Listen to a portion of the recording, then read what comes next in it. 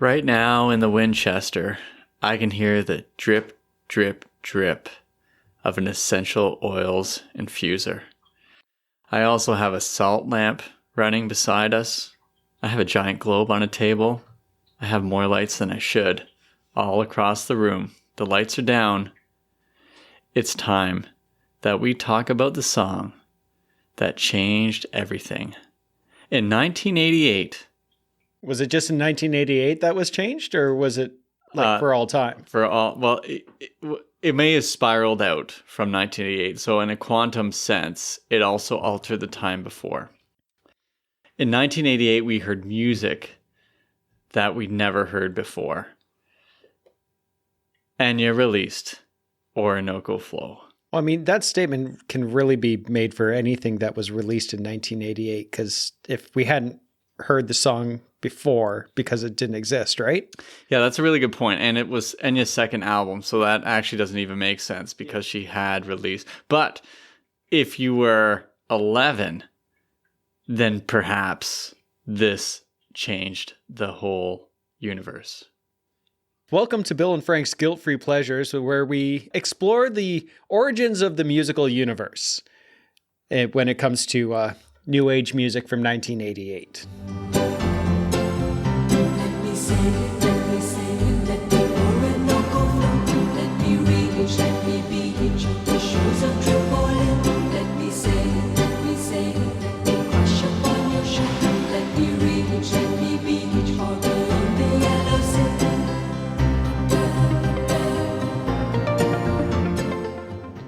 So we're very excited because we have our friend Nathan here with us to do this podcast.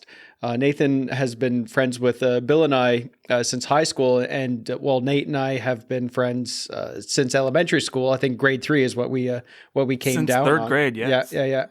And Nathan's a professor in the great state of New York. I do. I live in New York. I miss Canada very much, but I love my New York home as well. So what are we allowed to ask what school you're at and what you're professor of exactly? Sure. I teach at SUNY Purchase College, which is just in Westchester, just north of New York City, and I teach cinema studies there. Fantastic. This is perfect because Enya has been described as a visual songwriter. Yeah, and her music has been a part of a number of soundtracks over the years too. So this is right.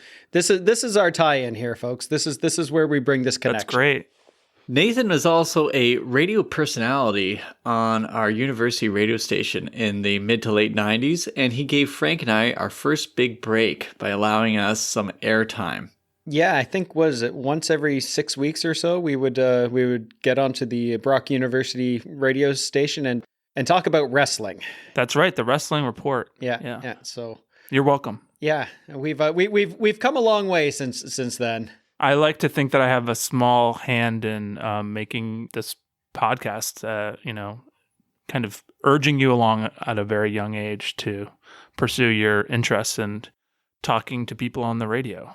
We're on the radio right now, right? Yeah, I think so. This is going out live on what station? Are we AM or FM? Definitely feels AM to me. Yeah. CBC is picking this up, I'm pretty sure.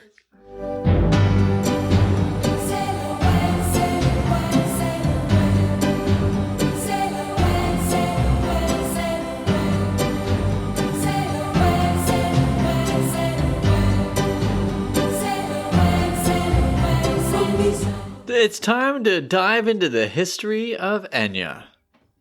Frank, you must have Wikipedia open in front of you. Oh, I do, but I only have it on the site for this song for Orinoco Flow. I haven't.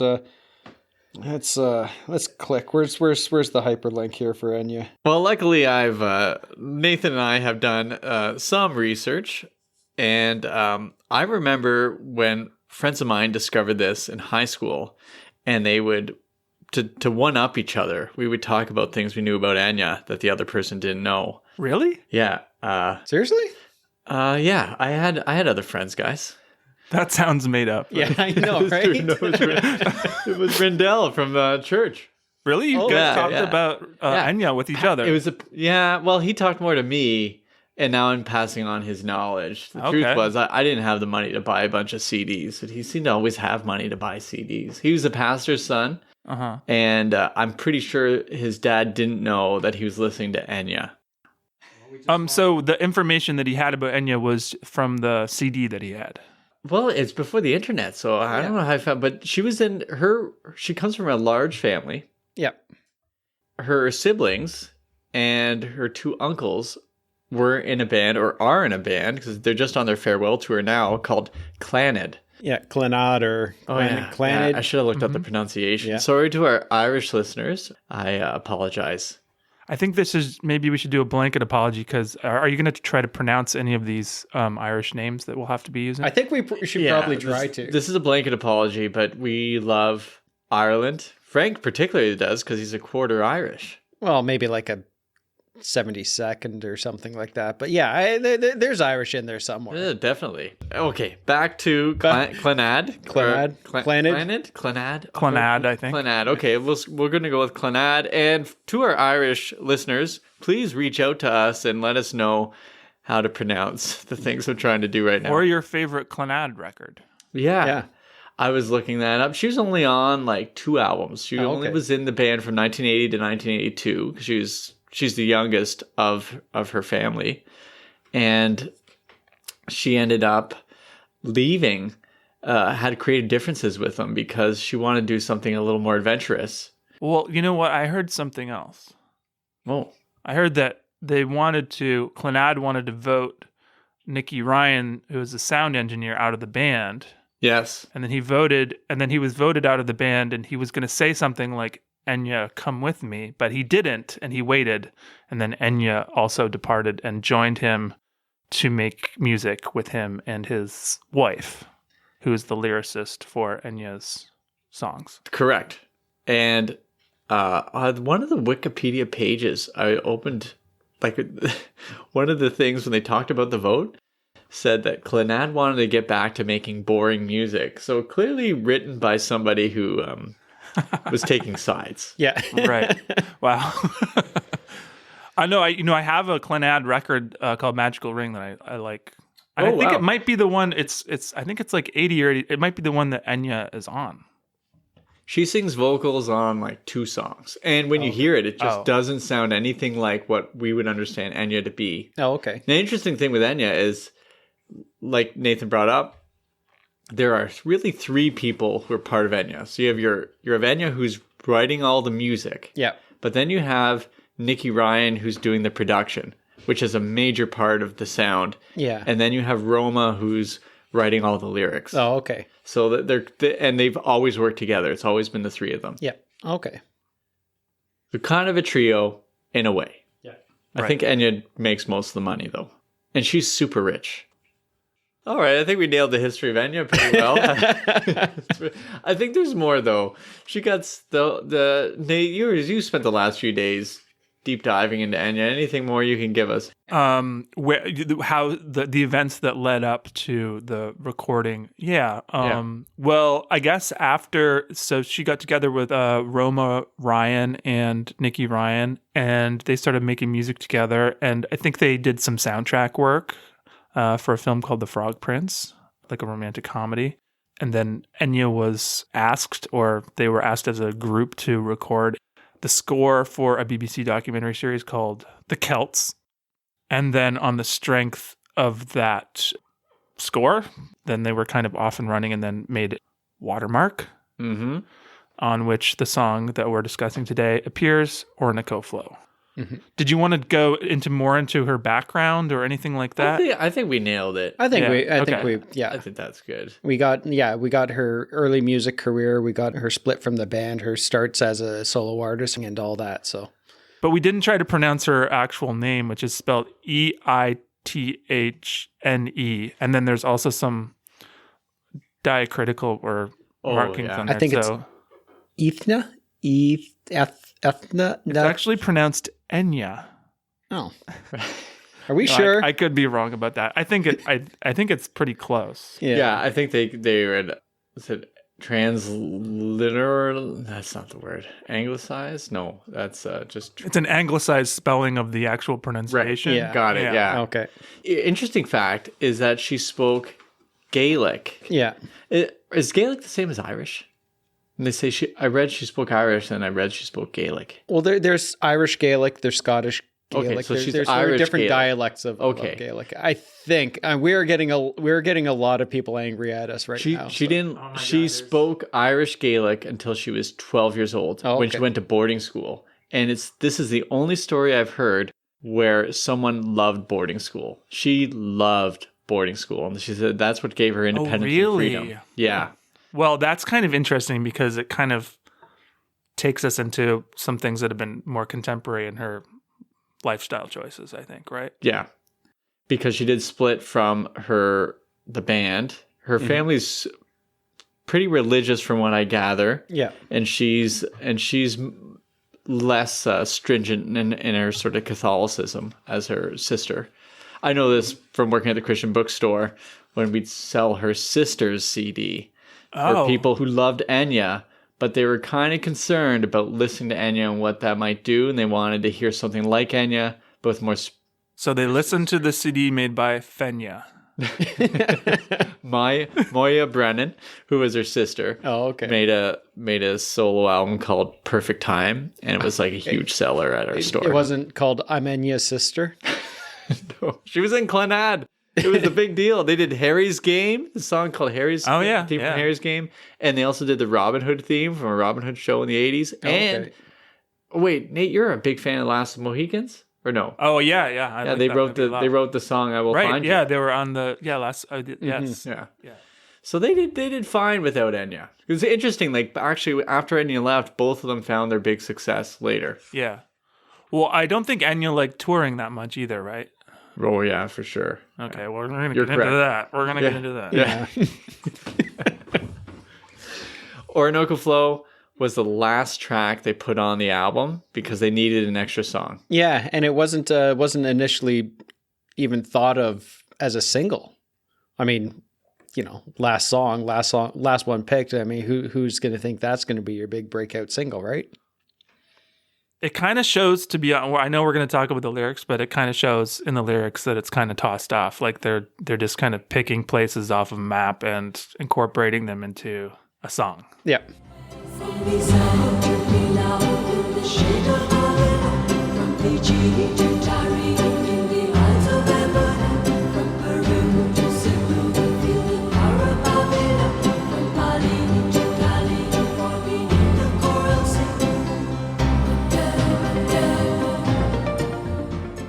I think it's fair to say that the strength of Enya is the music and the production. I'm not sure I would say the lyrics are what sells me on Enya. No, particularly on this song too, right? Because the lyrics section on the Wikipedia page for Orinoco Flow says the lyrics have been likened to an itinerary on the most expensive gap year of all time. Yeah, that's pretty good. But I do think that the lyrics are important because sailing. Yeah. Yeah. Because sailing is it's the associations we have with sailing. Christopher Cross had that sailing. Yeah. Sailing. Yeah. I don't remember the name of that song. I think it might have been called Sailing. It's called Sailing. And so I think that was maybe a contributing factor to the success of the song. Now, are any of the places that she lists in the song, are any of them landlocked? I think Khartoum is. How do you sail to Khartoum then? She purposely picked places near the water, but I thought a couple might have been landlocked. Like Babylon, I think is going to be tricky to get to unless you're going up those rivers that might not exist. There. Tigris? Or am I going to Garden of Eden? I have no idea. Okay. Does she mention other areas in Egypt? I admit there are some locations that she mentions that I don't know. I'm not familiar with. We're currently looking at a giant globe I brought here, but I realized... From 1943. Yeah. Which could be the same globe that she was looking at in the studio when they wrote this song. Yeah. Can you tell me what the capital of Prussia is? Let me take a look here. It might take a little while to find.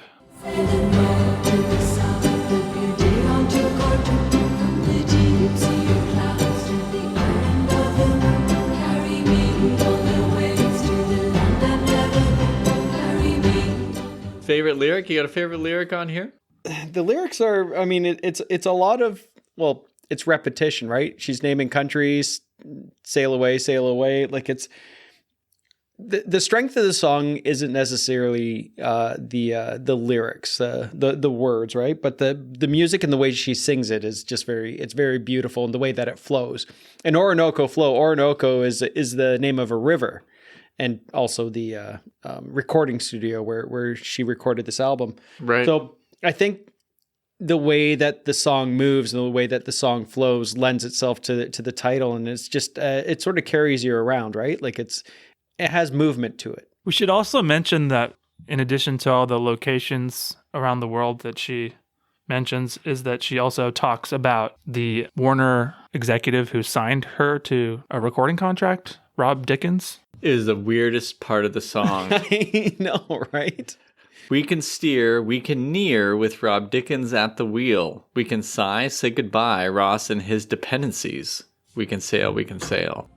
We can steer, we can near with Rob Dickens at the wheel. We can sigh, say goodbye, Ross and his dependencies. We can sail away. Yeah, there's clearly a verse in there that is just a shout out to music execs. Just a name dropping Yeah. of, yeah.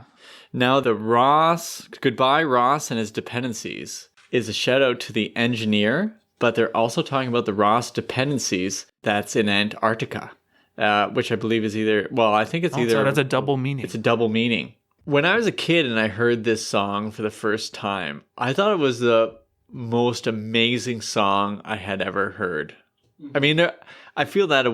I know I said that about the last 27 songs we've done, but there was something about this song, and Enya mentions this, that there was nothing else on the radio at that time like this. Yeah. So I know the Chariots of Fire came out a few years earlier, and so there was ethereal type of music, but this was music that we hadn't heard before. Yeah. I mean, the interesting part is that Nicky Ryan is not interested in Irish mythology like his spouse who wrote all the lyrics. Mm-hmm.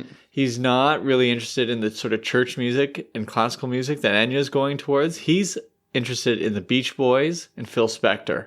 So what he's doing with the sounds is he's actually hearkening back to a 1960s sort of vibe. Yeah. But he's bringing it into this sort of new age music, which Enya hates. She does not want her music to be labeled as new age. But there was something about this that felt so brand new to us, even though he was taking his cues from some pretty famous people. Yeah.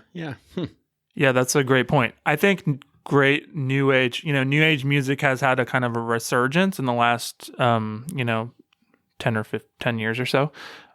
And one of the things that makes that music, it's been a music that's been derided for a long time. And I think, but one of the things that makes some of the new age music new age is that it's a combination of traditional elements and kind of futuristic elements. So synthesizers combined with folk music and other forms of traditional forms of music. It's that kind of confluence that this song by Enya kind of perfectly marries as well. Like what you're saying, Bill, it's the combination of the Nicky Ryan's kind of interest in technology with Enya's more classical background, and Roma Ryan's interest in mythology and lore. Geography. This one, I mean, the other stuff, they do go deep into like Irish mythology and stuff like this, but this one is I don't know all these places. She knows a lot of places. Yeah. I didn't know about Ross dependencies. I wouldn't know to make a joke about that. Yeah.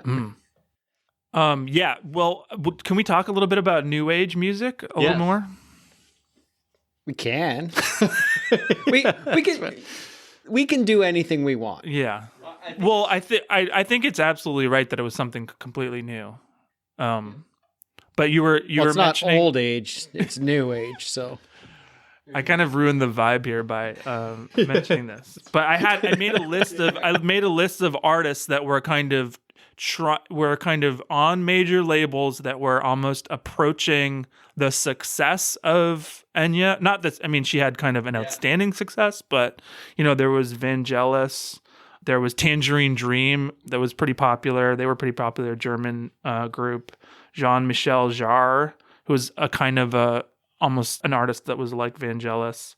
Kataro, who was like a Japanese synthesizer artist. Brian Eno was kind of in this vein as well, right?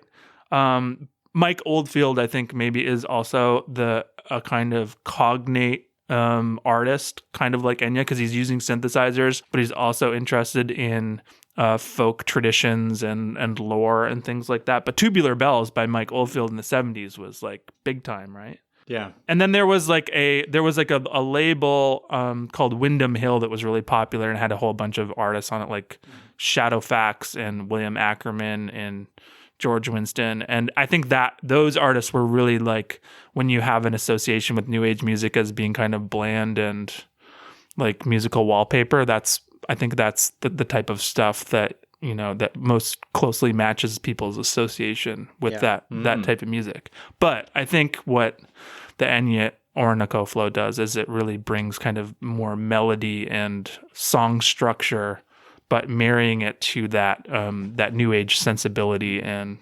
sonic experience. Yeah. And I think it kind of gave rise to, in the early 90s, there's a little bit of a resurgence. Like we said, Yanni probably came out at around that time, but also Enigma, right? Oh, I was gonna, Enigma. I have that written down here too. So it's sort of gave rise to groups like that, and Sadness part. How many parts of Sadness are there? Is this Enigma? Yeah. Which is the one where Return to Innocence? Return Yeah. to Innocence. Just look into your heart, my friend. That will be the return to yourself. The return to innocence.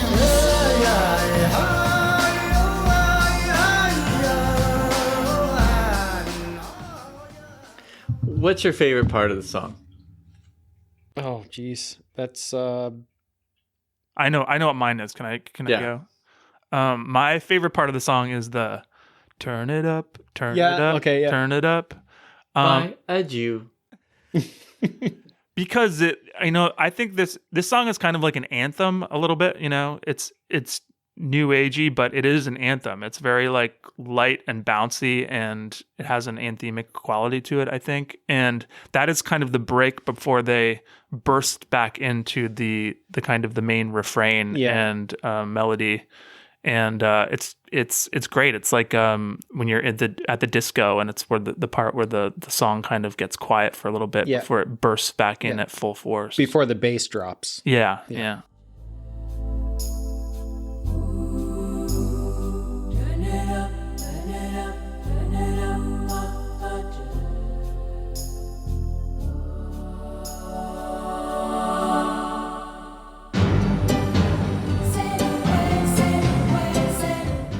I really like that part too, but there's also musically, there's the bam, bam, bam, bam, and I'm doing the hand motions to this, and I would say that my telling of it here is almost as good as what Enya recorded. Yeah, exactly.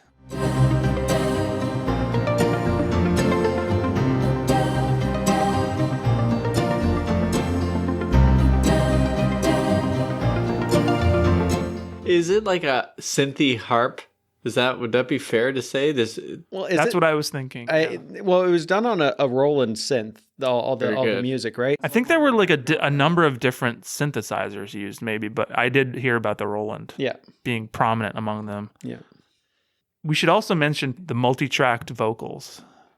Yes. There is online, if you go to YouTube, there's a clip of her singing in France, and she's doing a live version of Orinoco Flow, and it's not good.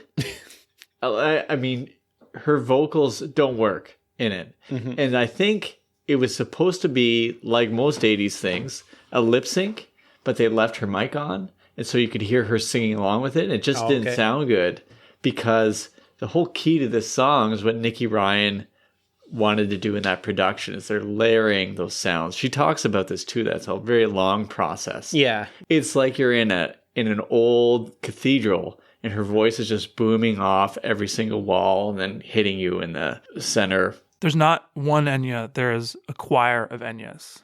Yes. Which is kind of weird when you think about her desire for like independence and autonomy. Like she can't be in a band like Clannad. She has to be kind of by herself, but in order to be by herself, she has to kind of multiply herself. Do you know what I mean? Yeah. So this is where the futuristic part comes in. She's a clone. She's a clone. Yeah. This is a band called Enya. This is not a singer. It's a band. Right. We got deep here, guys. We can sing, sail away, sail through the power of Babylon. We can sing, sail away, we can sing. They recorded the entire album in analog, and then they went to the studios in London and re-recorded it digitally. Oh, wow. Yeah. There's an analog version of this? See, I'm unclear on whether they would have used some of the analog recordings in the digital or if they just re-recorded everything. But I remember seeing that Nicky Ryan, the engineer, said that they had some tracks that had 200 separate vocal tracks. Oh, wow. Which is, yeah, crazy. Phil Spector did a wall of sound. Mm-hmm. Nicky Ryan does a wall of voice. Oh, okay. And Enya's voice is the instrument Oh, okay. that he's working with. Enya is the synth he's working with. Right. She is the machine. And she kind of disappears a little bit, like, right? She's not as, I mean, there's a difference between like listening to a Celine Dion song where it's like, it's Celine or it's Diana Ross or something like that. You're listening to Enya, but you're also listening to Enyas. Yeah. Yeah. It's an uncanny experience, but not an unpleasant one. No. But you wouldn't want to mess with Enya. Well, I know someone who did. Okay, do you tell. personally know someone or you've read about someone? The Fugees. Oh, yes, very good. Okay, go on. This is good. Well, the Fugees used an earlier Enya track, I'm going to not pronounce it right. Boadicea? Boadicea, correct. Yeah. On their breakout album, on their song. Yeah, what was the name of that album? Well, I can't remember now. The score, yeah. Yeah. Score. It was on the score, yeah. Right. But so they didn't credit Enya for the sample, and there was some back and forth, some legal back and forth, and apparently Enya was able to get about $3 million out of them. She made them put a sticker on every single CD saying that Enya was on it because they credited others they sampled but did not credit really? Enya. She's also concerned about rap music. That was where it was getting. I was like, oh, Enya, oh, don't say this. And she's like, I don't know, because they have the parental advisory and I don't want my music associated with that. But then she wasn't sure if her fans would like her music being associated with rap. Yeah. And the manager called to say, no, these are they're positive. Oh, good. Well, if they're positive. Oh, Enya, I don't know. I mean, I guess she was okay with Puff Daddy years later doing that. Yeah, I have a feeling there was a lot more going on there that hasn't been really told. Yeah. Well, some people are really protective of their music. Yeah. Yeah. And please don't come after us. We're going to get a cease and desist, aren't we? If she comes over and physically tells us not to use it, then it's worth it, I think, right? For sure. Yeah. Okay. I don't think you're a serious podcast unless you get a cease and desist order. Well, exactly. We haven't made the big time yet. Right. So tell us no, Enya. Come here and tell us to stop playing your music.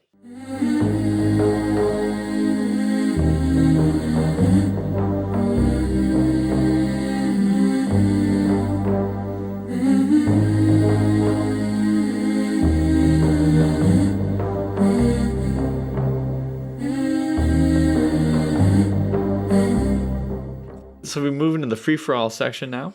Yeah, we're kind of all over the place. Okay, good. That's good. Or unless you guys have more history on this. Can I say more about my associate? Oh, I don't really have that many associations. Yeah. I don't know. I don't remember the first time that I heard Orinoco Flow. I only associate it with a dentist's office. Well, yeah. I mean, like most of the music that is covered on this podcast. Yeah. That goes right to the category, where would you hear this? But Yeah. dentist office, I had a list of things, but dentist office is a definite. Would you hear this in a yoga class? Oh, yeah. But I think it has to be a beginner's yoga class, because Yeah. the big time yogis are going to other music. Yeah, they're just like, oh, this is a little mainstream for their liking. I think it would have to be the finishing song of a yoga class. It is, as I said, triumphant. Right. Yeah. Yeah, you're not getting massage to Orinoco Flow. Maybe to Baodicea, because that's kind of Yeah. dark and mysterious. It's a hot rocks type of massage song. Right. Yeah, that's how I like my massages, dark and mysterious.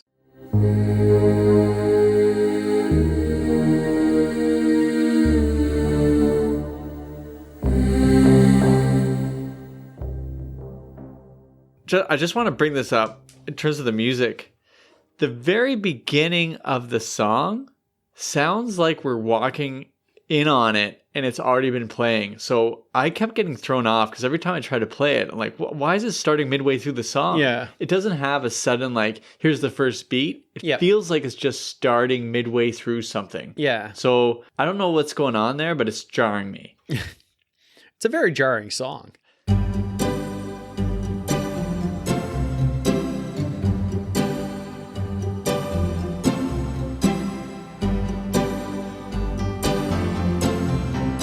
I'm completely untrained in any type of musical vocabulary whatsoever, even though I'm a lover of music, as I told you earlier. Mhm.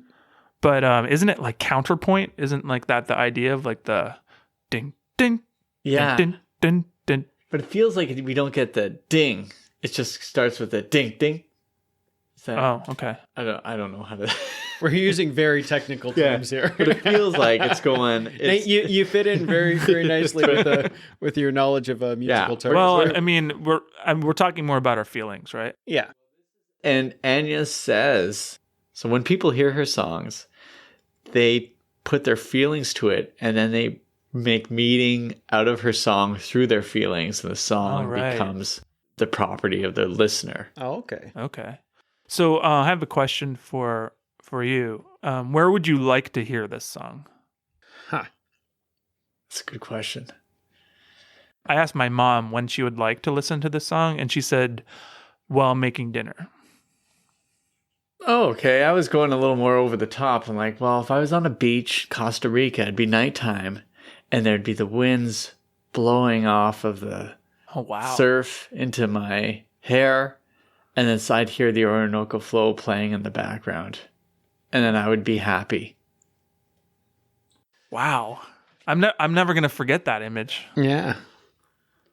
I don't know. Hiking in the hills of Ireland? That's a little too on the nose, though, right? Hmm. You're allowed to feel what you feel, Frank. Yeah, because I own the song now. That's what Enya said, right? You own it. So, we, if you want to... we will never get a cease and desist because we own this song. This is our song. So do we get some of the money for it? I think we should. I want my sticker on every single album. Say... This song mentioned on Bill and Frank's Guilt-Free Pleasures. So your mom will think of it for cooking. How about for you? Would it be for panic driving your brother to the airport? Right. So over the past few days, I've been listening to this Orinoco Flow at different moments during the day and subjecting like the people around me to it. Sometimes to their pleasure, sometimes to their displeasure. And then, so on tonight, I drove my brother to a train station, and we were a little bit late, and we kind of got lost, and we were potentially going to miss the train. So I was doing some creative driving, and I said, put on Orinoco Flow now. Let's see how it works in an urgent situation. And it worked pretty well. It was kind of both a score to the journey, and then it was a little bit calming too. So I think it worked. So if you're in an urgent situation, maybe put on Orinoco Flow. Nice. Yeah.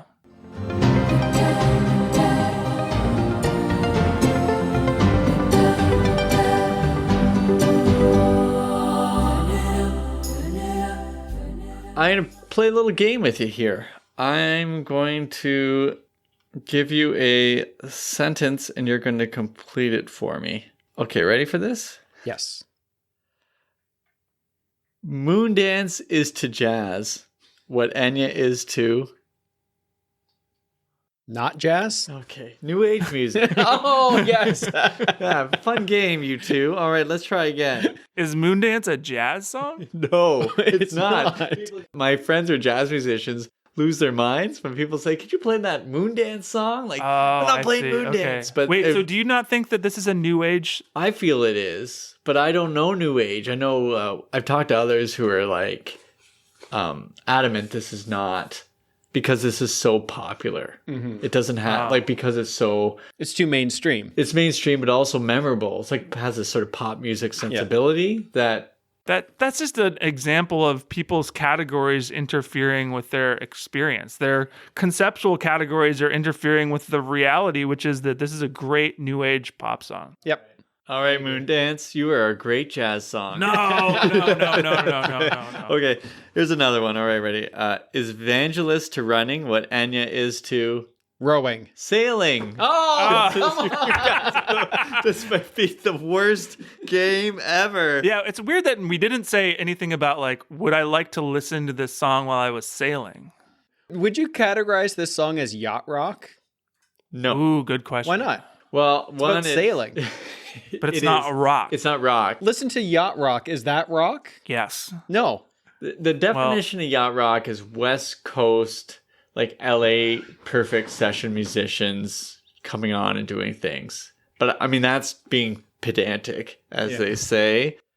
But Don't it's- put Enya in a box. Yeah, she's not, but it's definitely not rock. It's not approaching rock. Oh, no. But I feel like people will listen to this on a yacht. Like they might have thrown down their Hall & Oates and their Christopher Cross and their Michael McDonald and all that stuff. But at the end of the night, when people are kind of passed out and the boat's just rocking, Yeah. there's some Enya playing. Oh, so there's a famous kind of genre of music that's called Balearic music, and it Okay. is music that is played on the Balearic Islands of Spain. And it was a genre of music that was invented to go to a place, these cafes, and they had DJs there playing while the sun rose. Okay. So it was kind of like you've been like pumping your body all night long to disco or to, high energy music, and then so you're kind of coming down, but you still need something that's in that kind of vein. And Enya's Orinoco Flow would have been at the center of any of those playlists. Okay. Yeah, so you'd be listening to like Orinoco Flow, you'd be listening to like Kate Bush, I don't know what, I'm going to blank on different kind of Running Up That classic Hill. Balearic songs. Yeah. So it does have that association with the sea because you're watching the sun come up over the sea, but you're not literally sailing. Okay. All right, there we go. Are you satisfied now, Frank? I guess. We can sing, somebody. Because Enya says this is a visual song, and we've talked at length about whether or not our songs could be Hallmark movies. I think this is a pretty big song to just be Hallmark. Yeah. What type of movie should this song be featured in, or what type of movie should be made about this song? Oh, interesting. Yeah. It has a very kind of springtime feel to me. Maybe a romantic film, a romantic comedy. That makes sense. Would it take place on a boat, or is that too on the nose? Yeah, I don't think on a boat. I can see it. Maybe someone's first day on the job, and they're kind of As a fishmonger. no, they're working as a file clerk in a big building At a fishmonger company. in New York City. And they're not really sure where they're going yet. So they're asking all the different people, where do I go? How do I get to this Okay. office? They're riding up an elevator. It's crowded. They're wearing their first day clothes. There's fish all over the place. They're riding up the elevator. It's kind of scrunchy. People have like coffee. There's maybe like coffee spilling and they've got papers. And then they're kind of stumbling into the office floor and they trip and spill the papers down. But then the camera's kind of on the ground as this person is gathering papers. But then you just see the feet of someone who's wearing a suit walk up and the camera pans up and it's this really handsome guy in a suit. And he kneels down and helps gather the papers. I heard this sort of bass drum kick when he went down. Yeah. Yeah. Yeah. Wow.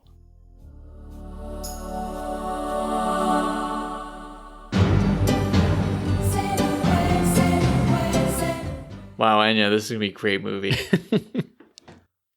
I had an idea like a magic realism type of thing where about the power of the imagination. Maybe That's way better. I don't think it is, but thank you.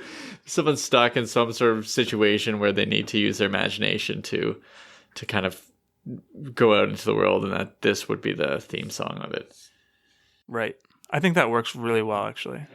Maybe like an animated, maybe one of those like Studio Ghibli productions. That could work, yeah. Oh, it's just thinking anime because Yeah. Japan loves Enya. Oh, that's true. Yeah. Actually, I'm really hoping that this episode finally gets us some listens in Japan. Yeah. I think she sold like 1 million copies of her stuff in Japan. And it's just like, I've watched concerts that she's done there. Gotta say, watching her do her concerts in Japan, it sounds almost identical to the studio version. What are you saying, Bill? Well, Maybe she sounds better in Japan than she does in Paris, it would have sounded like the studio had her mic not been on. Yeah. This one just seems like she wasn't really too close. I don't even know if she had a mic on. Here comes the cease and desist letter. Yeah, exactly. There's a whole entire orchestra playing too, and they're all playing like real instruments. Not to say synth is not a real instrument, but they're playing instruments like this sounds like a synth. That doesn't sound like a viola. Yeah. So it felt like, but they were all in on it, and they were all cool with it, and she won an award, and hey, There we go. that's good. Yeah. If she wins an award, she can't be like it's got to be real, right? Rewards are real. Yeah. So, song universe or song family. Well, good. If this song was at a family gathering, the sort of like loser cousin of this song, which, just like really can't get a good shake at life, would be Kokomo by the Beach Boys. Oh. Because they're just naming places. Oh, that's a great call. Excellent. And even though Brian Wilson didn't have anything to do with Kokomo, Nicky Ryan is trying to do the Brian Wilson thing. Mm-hmm. Oh, that's, that's really amazing. good. Oh, I can't match it because I was just going to say a lot. I'm gonna love mic it. drop and walk out of here right now. Yeah. This is Did Kokomo come out after this? I think so. Yeah. Oh, really? It's near, well, the Cocktail soundtrack. This is around the same time. It's close to the same time, but I think Kokomo came out afterwards. Yeah. So song family. Okay, so I'm trying to figure out what the category. I would say maybe Chariots of Fire. Yeah. Okay. I would say sonically, I would put it, and this is just me again, a little bit too on the nose. Would be with Sinead O'Connor's "Nothing Compares to You." Oh, that's great. And they're also. I think Enya also appears on a Sinead O'Connor song. She appears on her first album. Yeah. Oh, wow. Wow. So I have like Song Universe, but it's also mixtape. But I like Song Universe for this one. Yeah. Lisa Stansfield, Been Around the World. Oh, I Can't there Find we go. My Baby. Yeah. They don't match at all, but both Yeah. go around the world. Yeah. I guess also Around the World by Daft Punk. If I like being especially literal with where I go here. If we're doing travel songs, yeah. Rome by the B-52s. Well, that's a good one too. Yeah. So I have I brought up the top songs that came out when Orinoco Flow was kind of peaking on the charts. Would we like to go with the American chart or the Canadian chart? Yeah, let's do Canadian. Yeah. All right. Starting at number 10, She Drives Me Crazy by the Fine Young Cannibals. Mm-hmm. End of the Line, Traveling Wilburys, number 9. Oh, nice. Number 8, If a Tree Falls, Bruce Cockburn. Bruce Cockburn. Nice. Number 7, You Got It by Roy Orbison. Number 6. So he's on twice. Yeah. Nice. Number 6, Eternal Flame by the Bangles. Number 5, Straight Up, Paula Abdul. Number 4, Orinoco Flow by Enya. I think you knew that already. Number 3, Good Times by Tom Cochrane and Red Rider. Number 2, The Living Years, Mike and the Mechanics. And number 1, Debbie Gibson, Lost in Your Eyes. That's a pretty solid playlist. Yeah. It's a really good playlist. And Orinoco Flow is the most different of that whole batch. Yeah. So what do you think accounts for why this song was being so different was able to become so popular?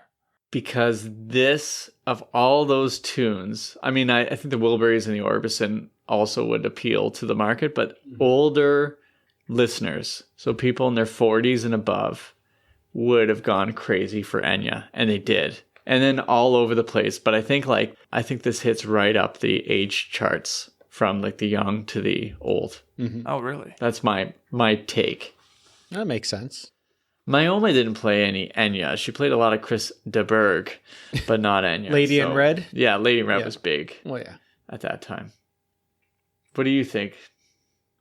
What's the question? Your question. Where are we? A podcast? So okay. Where am I? What do I think about why it was so popular? Why do people like this?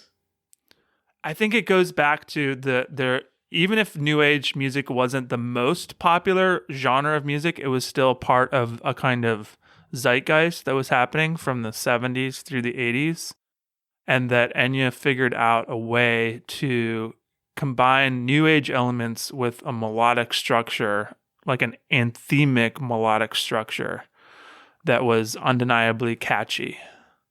And that made people recognize it as something new, and it was also familiar.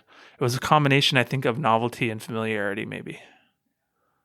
Everyone knew Chariots of Fire, I feel. Like it came out and everyone talked about it. So there was an appetite for it. But I think what prevented people from liking new age music was it seemed to kind of be like, it didn't have like a spine or a structure, it was kind of, people thought of it as like wallpaper or music that you would hear at a spa or something like this, or during meditation, but just as kind of background music. And this is definitely not background music. It's got the hooks. Frank, it's got a hook. Sure. Yeah.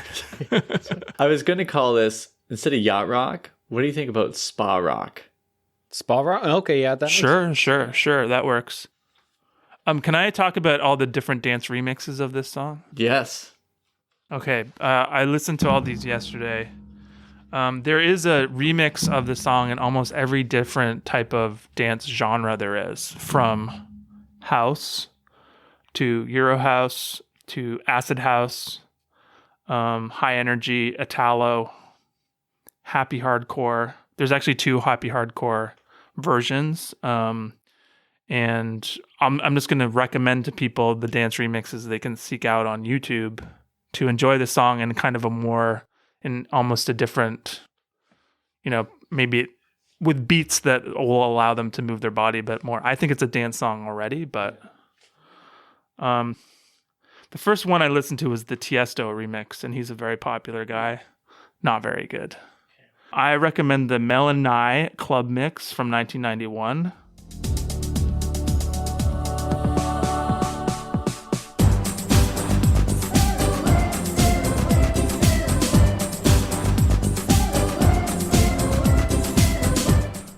There's also a band called Joys that did a track called Orinoco Flow 93, in brackets, Sail Away. That's the kind of more acid house version. Okay.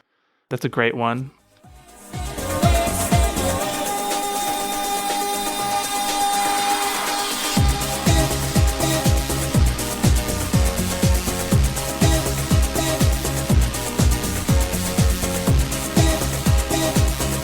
And then there's a happy hardcore track by a band called Mr. Monkey called Flow.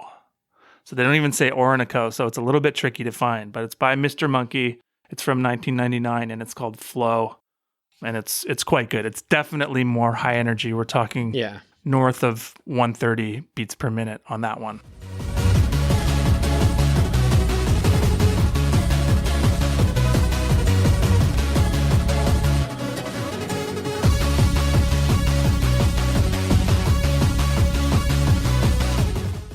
Then there's a Thomas Stouffer remix, which is a more contemporary remix that people might like.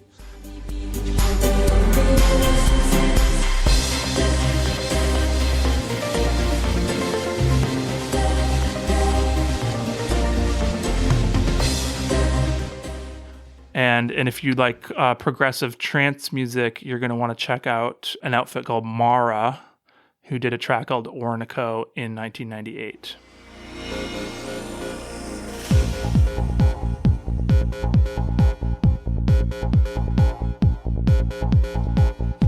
So that's my recommendations. Don't bother with Tiesto. Don't bother with Tiesto. Don't bother with Speedo Gang's Orinoco Flow. Don't bother with Cristiano's Orinoco Flow Planet Earth Hispano mix. And I haven't listened to the Prodigy versus Enya Smack Up the Orinoco Flow mashup, but No. I think that's probably That just more sounds just terrible. an exercise in being clever than anything interesting.